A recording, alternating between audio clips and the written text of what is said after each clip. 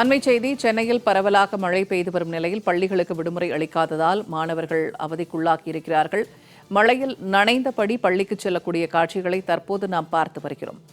சென்னையில் கடந்த 3 மணி நேரமாக நீடிக்கும் மழை காரணமாக பல்வேறு பகுதிகளில் மழைநீர் தேங்கியிருக்கிறது. தொற்று நோய் பரவும் அபாயம் ஏற்பட்டிருக்கிறது. இந்நிலையில் பள்ளிகளுக்கு விடுமுறை விடப்படாததால் மாணவர்கள் மழையில் நனைந்தபடி பள்ளிக்கு செல்லும் அவல நிலை ஏற்பட்டிருக்கிறது. கூடுதல் விவரங்களை வழங்குகிறார் செய்தியாளர் லாவண்யா. லாவண்யா, இப்ப சென்னையில கடந்த 3 மணி நேரமா மழை நீடித்து வருகிறது.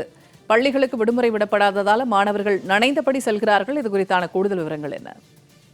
வணக்கம். டிட்வாவினுடைய வடக்கு பகுதியில் சென்னைக்கு கிழக்கே 50 கிலோமீட்டர் தொலைவில் கடலில் புதிய மேக கூட்டங்களை இந்த டிட்வா புயலினுடைய தாக்கமானது உருவாக்கி வருகிறது.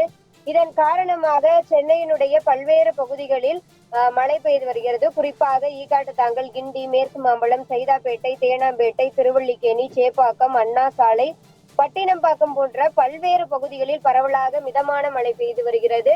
சென்னை மட்டுமின்றி சென்னையினுடைய புறநகர் பகுதிகளிலும் மழை பெய்து வரக்கூடிய ஒரு சூழலில் காலையிலிருந்து சென்னையினுடைய பள்ளிகளுக்கு விடுமுறை அளிக்கப்படுமா அளிக்கப்படாதா என்ற கேள்விகளோடு பெற்றோர்கள் இருந்தனர்.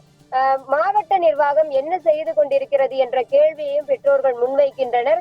ஏனென்றால் சளி, காய்ச்சல் போன்ற தொற்று நோய்கள் இந்த மழைக்காலங்களில் எளிதில் பரவும். அதிலும் குறிப்பாக ஒரு வகுப்பறையில் சுமார் ஒரு 50 மாணவர்களாக இருக்கிறார்கள்.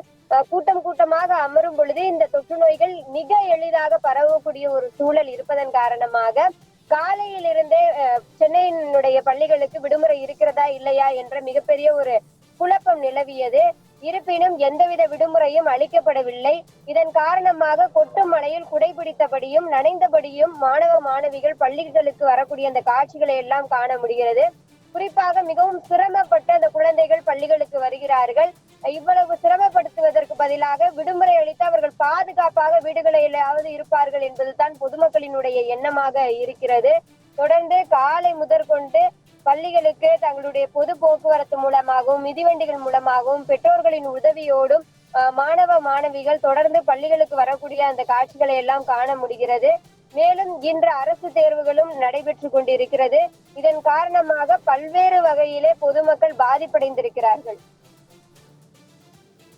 தகவல்களை வழங்கியமைக்க நன்றி லாவண்யா.